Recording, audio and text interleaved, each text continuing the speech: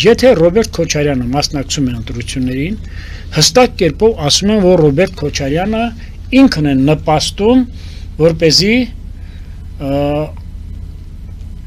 Նիկոլ Փաշինյանը եւ նրա գլխավորած քաղաքական ուժը հաղթահարի ոչ միայն 50%+1 ձայնը, այլ նաեւ ունենա սահմանադրական մեծամասնություն։ Եթե պիտի մյուս ինչպես է կոչում ուժեղ Հայաստանը ընտրություններում ուրեմն ունենա բացարձակ մեծամասնություն կամ ինչ ասում պարզ մեծամասնություն, այո, ապա դա կլինի